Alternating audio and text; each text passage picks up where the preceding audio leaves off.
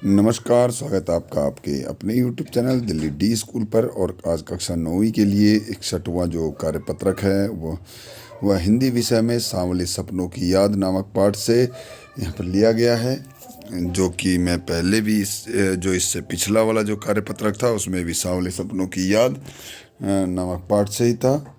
उसी में हम आगे बढ़ते हुए यहाँ पर अंतिम गद्यांश जो है इसको पढ़ेंगे और इससे संबंधित प्रश्नों के उत्तर देंगे।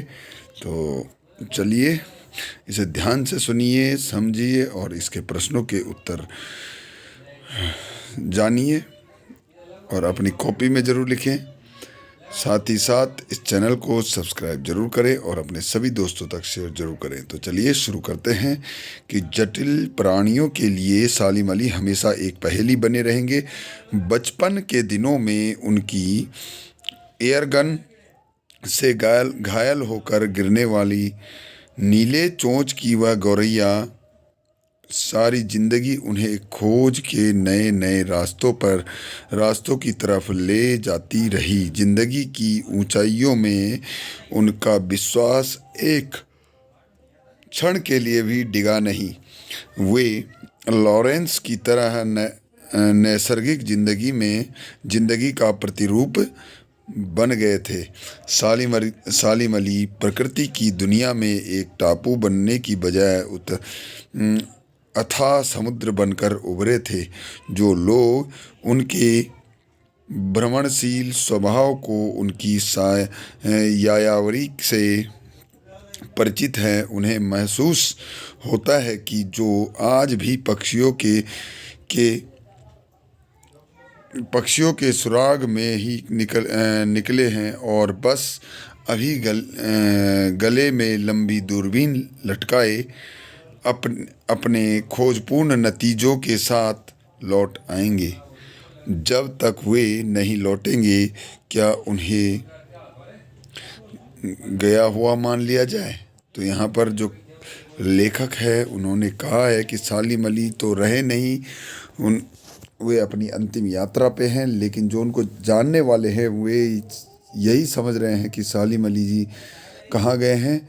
एक घुमक्कड़ी जो भ्रमणशील स्वभाव उनका है, यायावरी वाला जो उससे परिचित है, उसे महसूस कर रहे हैं और पक्षियों के सुराग ढूंढते ढूंढते हुए कई दिनों तक एक लंबी सी दूरबीन लटकाए अपने गले में ऐसे ही खोज में निकल पड़ते थे। ठीक है, ऐसे ही लग रहा है कि सालिम अली जी आज भी इसी तरह से निकल गए हैं और कुछ समय के बाद वे लौट आएंगे, तो यही मान लिया जाए। चलो, तो यहाँ पर यह बात कहने का प्रयास किया जा रहा है। आगे देखते हैं प्रश्न। पहला प्रश्न है, सालिम अली किनके लिए एक पहेली बने रहेंगे और क्यों? तो देखिए यहाँ पर सालिम अली जी पहेली किसके लिए बनेंगे? जटिल प्राणियों के लिए सालिम अली हमेशा एक पहेली बने रहेंगे। किसके लिए? जटिल प्राणियों के लिए, यानी कि जो बहुत मुश्किल से मिलते हैं उनके लिए, क्योंकि वे उन्हें भी ढूंढ निकालते थे। किसने सालिम अली को पक्षियों की दुनिया की ओर मोड़ा और कैसे? भाई, पक्षियों की दुनिया की ओर सालिम अली जी को किसने मोड़ा?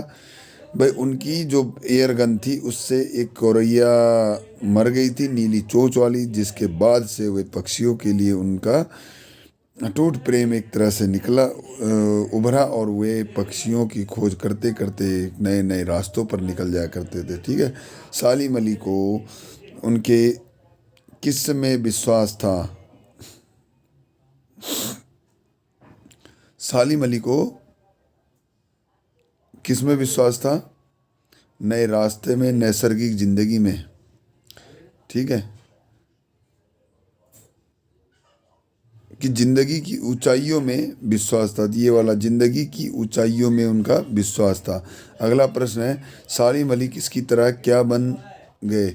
सालिम अली लॉरेंस की तरह बन गए और वे एक क्या बोलते थे, सागर बन गए। टापू बनने की बजाय, बोला समुद्र में के बीच में टापू की बजाय वे एक क्या बन गए? पूरा सागर बन गए।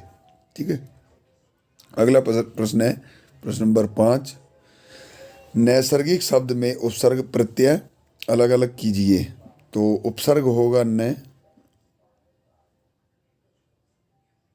नैसर्ग धन इक, तो ये यहाँ पर प्रत्यय आ रहा है।